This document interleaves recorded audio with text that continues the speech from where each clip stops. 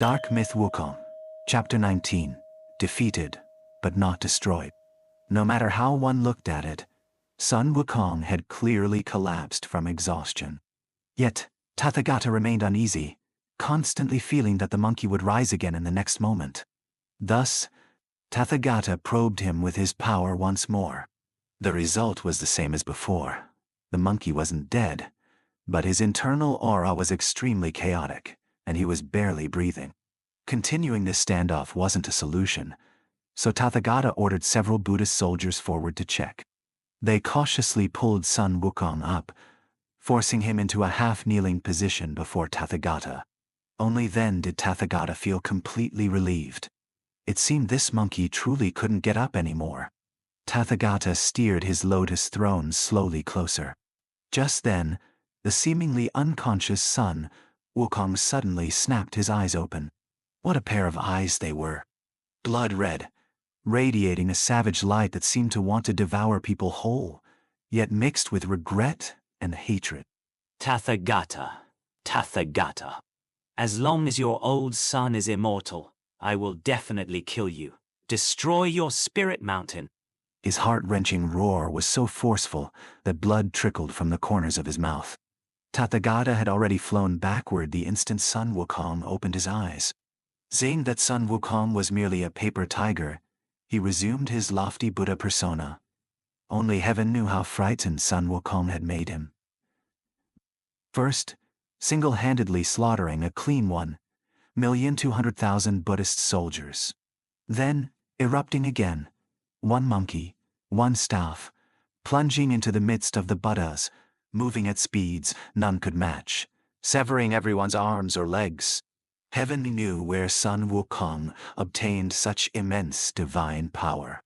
Slaughtering the Buddhist soldiers was understandable, but what the Buddhas couldn't accept was how Sun Wukong possessed such speed and attack power. The Buddhas present were all top masters of the Western Heaven Spirit Mountain, representing almost the pinnacle of Buddhist power. Yet they were massacred by one individual, and under circumstances where they couldn't even react. Sun Wukong's speed had reached an unimaginable level, movement born from thought. The body acts the instant the thought arises. Even more terrifying was Sun Wukong's judgment. During his second burst, his strength surged, yet he didn't choose to kill anyone outright but injured everyone instead. Don't think he merely severed limbs. What was severed simultaneously was the soul. Unless one could find heavenly treasures capable of mending the soul later, they would remain crippled forever. This action was equivalent to instantly reducing the Buddhist sect's strength by 30%. Had Sun Wukong chosen to kill one person, he could only have killed a mid-level Buddha at most in that brief moment. Such a loss would have been negligible to the Buddhist sect. Upon understanding this point, all the Buddhas, including Tathagata, felt their hearts pound. It seemed they had still underestimated Sun Wukong. Monkey, I must admit, today you are enough to be considered a great enemy of Buddhism. Unfortunately, you ultimately cannot escape the fate of defeat and death. Rest assured, I will not kill you, nor will I suppress you again. I will let the Buddhas of my sect drain your spiritual essence dry, then cast you into the mortal world. Ha ha! Falling from a high god to a mere mortal like an ant, that feeling must be absolutely exquisite. Old Tathagata, I only ask you, where is my master? Where is my master? Ha ha! Want to see your master? Fine dotted and in Bainderi. Maitreya Buddha, throw Tang Sanzang out. I want Tang Sanzang to witness with his own eyes how we drain his great disciple dry. Then Maitreya Buddha waved his hand, and a gleaming golden alms bowl appeared before Sun Wukong. The bowl opened, revealing Tang Sanzang, covered in blood, pale as death, collapsed inside, clearly having suffered grievous injuries. Master, Master, it's Wukong here. At Sun Wukong's call, Tang Sanzang slowly regained consciousness, but his injuries were too severe for him to even stand. Wukong, Where are you? Are you all right?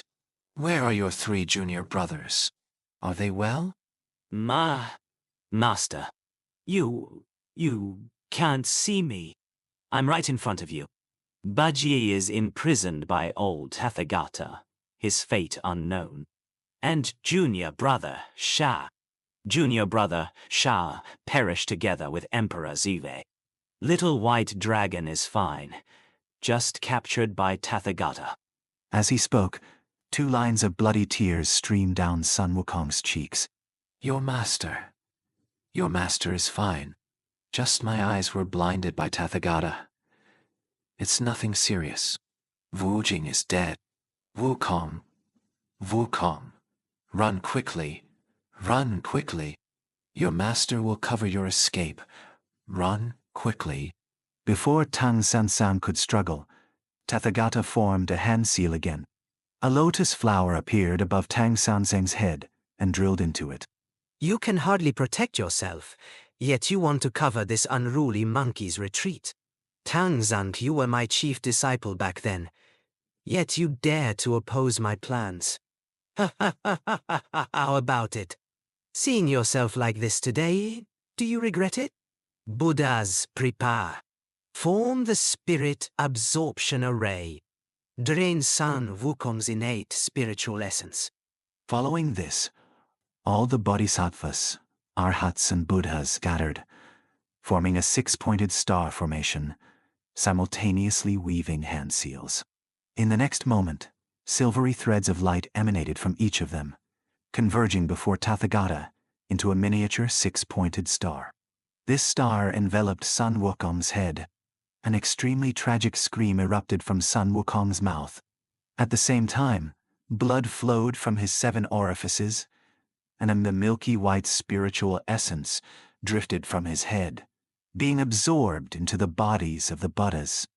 Just then, Tang Sanzang, who should have been completely sealed, suddenly roared, "Dare to harm my disciple, you deserve death." Immediately, countless blood-red flower petals appeared out of thin air, quickly filling the space, obscuring vision. Tathagata was startled, realizing the Spirit Absorption Array deployed by the Buddhas was somehow unable to function. This shocked and frightened him. But just as Tathagata prepared to unleash his great magic power to dispel the petals, he found they were already fading away. The petals vanished as quickly as they had appeared, as if they had never been there. But when Tathagata looked towards the Spirit Absorption Array, he suddenly coughed up a mouthful of blood. Not even bothering to wipe the blood from his lips, Tathagata roared towards the heavens. Tang Sanzang, Sun Wukong, even if I have to search the entire 3 realms, I will find you and grind your bones to dust. It turned out Tang Sanzang had seized the moment when everyone was distracted, suddenly activating the Petals of Conversion, and used the opportunity to rescue Sun Wukong. Just as Tathagata was raging, a streak of golden light flashed across the horizon. It was a messenger Buddhist soldier. But when the soldier landed, everyone was baffled, for he was covered in wounds. Urgent military report. Spirit Mountain is under attack by a joint force of the Celestial Court, and the demon race led by the Queen Mother of the West, numbering 2,300,000. Because most of Spirit Mountain's Buddhist soldiers followed the Buddha on expedition, less than 500,000 remain guarding Spirit Mountain. The Great Hero Hall is about to fall. Your subordinate escaped by the skin of his teeth to implore the Buddha to retreat immediately. Otherwise, Spirit Mountain cannot be held. Having delivered the message, the soldier died. At this moment, Tathagata felt as if a raging fire burned in his chest. He spat out 3 mouthfuls of blood consecutively.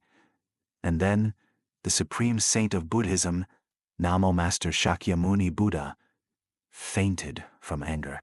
Originally, Sun Wukong had indeed prepared for Tathagata, and the Celestial Court was not entirely unprepared either.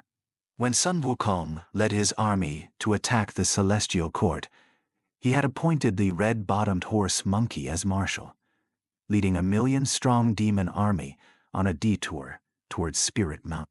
If Tathagata made any move, while Sun Wukong attacked the celestial court. The army was ordered to immediately intercept, preventing the Buddha from seizing the celestial court, while the demons and celestials were mutually weakened. However, Sun Wukong hadn't expected Tathagata not to dispatch troops from Spirit Mountain, but to have 5 million troops hidden near the celestial court even before the war began. That's why the red-bottomed horse monkey hadn't informed Sun Wukong that Tathagata's army was also heading to the celestial court. As for the celestial court, they had long known the demon race planned to attack, but were confident they could repel them. Their only concern was the Western Heaven Spirit Mountain, fearing they would interfere at a critical moment. Thus, they had ordered the Queen Mother of the West to lead 1,300,000 celestial soldiers to secretly lie in wait near Spirit Mountain. If Tathagata showed any sign of dispatching troops, they were to immediately surround them and notify the celestial court. Unfortunately, like the demon race, they were deceived by Tathagata. This led to the Queen Mother and the red-bottomed horse monkey only learning at the last moment that Tathagata had already deployed his forces and annihilated both the celestial court and the demon race. The two conferred and decided to join forces to attack Spirit Mountain. "You ambush my celestial court and Flower Fruit Mountain. Then we'll join forces and ambush your Spirit Mountain. At worst, they would all perish together." Seeing Tathagata faint from anger, the crowd was dumbfounded, their hearts equally filled with shock and fury. But no matter how angry they were, they had to clean up the current mess first. Thus, Guanyin Bodhisattva stepped forward, drew the willow branch from her jade vase, and sprinkled a drop of sweet dew. Instantly, a warm radiance spread, and Tathagata revived. The first thing Tathagata did upon waking was to immediately exert his great magic power to convert the captured celestial and demon soldiers. In truth, even with Tathagata's saintly power, instantly converting over 1,000,000 beings was no easy task, especially since they were 1,000,000 celestial and demon soldiers of considerable strength. The other Buddhas looked at each other, dismayed.